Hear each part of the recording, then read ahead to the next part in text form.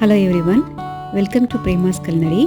இன்றைக்கி நான் உங்கள்கிட்ட ஷேர் பண்ண போகிற ரெசிபி ஒரு ஹெல்த்தியான பாலக் யூஸ் பண்ணி ஒரு கபாப். இது வந்து க்ரீன் கபாப்னு சொல்லுவாங்க. ஹரா பரா கபாப், இதோட பேர் வந்து ஹரா பரா கபாப். நான் இந்த ஹரா பரா கபாப் வந்து நான் ஏர் ஃப்ரையரில் பண்ண போகிறேன்.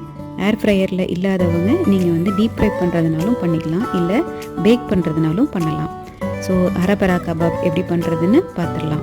இந்த கபாப் பண்ணுறதுக்கு நான் ஒரு கப் பாலக்கீரை அதை வந்து ஹாட் வாட்டரில் சேர்த்துருக்கேன்.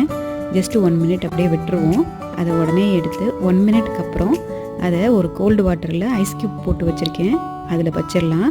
இந்த மாதிரி சேர்த்தோன்னா அந்த வந்து பாலக்கீரையோட குக்கிங் ப்ராசஸை நம்ம ஸ்டாப் பண்ணுறதுக்காக இந்த மாதிரி செய்கிறோம். ஒரு 1 மினிட் கழித்து அந்த தண்ணியெல்லாம் கம்ப்ளீட்டாக வடிகட்டிட்டு ஒரு ப்ராசஸரில் அதை சேர்த்துடலாம். ப்ராசஸர் இல்லைன்னா நம்ம மிக்ஸி ஜாரில் சேர்த்துடலாம். அதோட ஒரு 4 பீன்ஸ் கட் பண்ணி நான் சேர்த்துருக்கேன். அப்புறம் குக் பண்ணி வச்சுருக்க குக் பண்ண பச்சை பட்டாணி சேர்த்துட்டேன். நான் வந்து யூஸ் பண்ணது வந்து க்ரீன் பீன்ஸும் பச்சை பட்டாணியும் 2 ஃப்ரோசன் சேர்த்துருக்கேன், அதனால் நான் டேரெக்டாக சேர்த்துட்டேன். அப்படி இல்லைன்னா நீங்கள் ஃப்ரோசன் இல்லாமல் நார்மல் யூஸ் பண்ணிங்கன்னா அதை குக் பண்ணிவிட்டு சேர்த்துக்கலாம். அதுக்கப்புறம் ஸ்ப்ரிங் ஆனியன்ஸோட க்ரீன்ஸை சேர்த்துருக்கேன். கொஞ்சமாக கொத்தமல்லி, கொஞ்சமாக புதினா, இது 2ஐயும் நான் சேர்த்துருக்கேன். அதுக்கப்புறம் பச்சை மிளகாய், 2 பச்சை மிளகாய் சேர்த்துருக்கேன். சாட் மசாலா 1 டீஸ்பூன் சாட் மசாலா சேர்த்துருக்கேன். 1 டீஸ்பூன் சீரகத்தூள் சேர்த்துருக்கேன். 1 teaspoon salt, 1 tablespoon lime juice சேர்த்துருக்கேன். அப்புறம் பாயில் பண்ணி ஒரு பொட்டேட்டோ வந்து பாயில் பண்ணி அதை வந்து தோலெல்லாம் நீக்கிட்டு அதையும் நான் சேர்த்துட்டேன். அதுக்கப்புறமா 1 டேபிள் ஸ்பூன் கடலை மாவு சேர்த்துருக்கேன். இதை வந்து ப்ராசஸரில் கிரைண்ட் பண்ணிக்குவோம், கொரப்பாக அரைச்சிக்கலாம். நீங்கள் ப்ராசஸர் இல்லைன்னா நீங்கள் மிக்சியில் கூட கொஞ்சம் கொரப்பாக எடுத்துக்குங்க.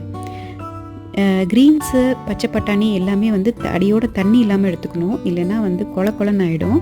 ஸோ தண்ணி இல்லாமல் எல்லாத்தையும் சேர்த்து கொரப்பாக அரைச்சிட்டேன். நான் இப்போ இதை வந்து ஒரு பவுலில் மாற்றிடுறேன். இதை வந்து கையை வந்து ஆயில் போட்டு க்ரீஸ் பண்ணிவிட்டு அதுக்கப்புறம் நம்ம ரவுண்ட் பாலாக பண்ணிவிட்டு அதுக்கப்புறம் அதை ஃப்ளாட் பண்ணிடலாம். ஃப்ளாட் பண்ணி ஒரு பேட்டிஸ் மாதிரி பண்ணிடலாம்.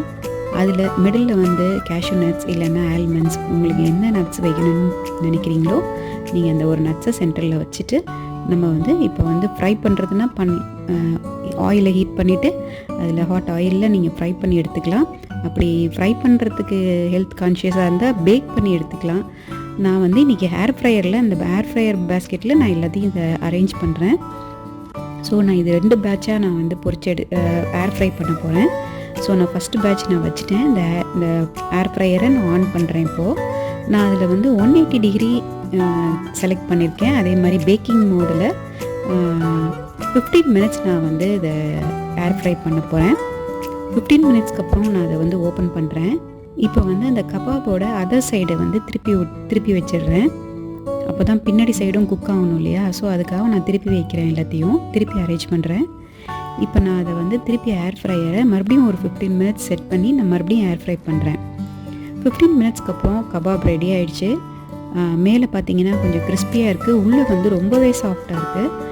ரொம்ப அருமையாக, ரொம்ப டெலிஷியஸாக இருந்தது இந்த கபாப், ரொம்ப டேஸ்டியாக இருந்தது. அதே சமயம் ஏர் ஃப்ரையரில் பண்ணதுனால நமக்கு வந்து guilt free snacks. So evening time நம்ம வந்து ஒரு டீயோடு சாப்பிட்றதுக்கு ஒரு நல்ல ஒரு ஸ்நாக்ஸை ட்ரை பண்ணி பாருங்கள்.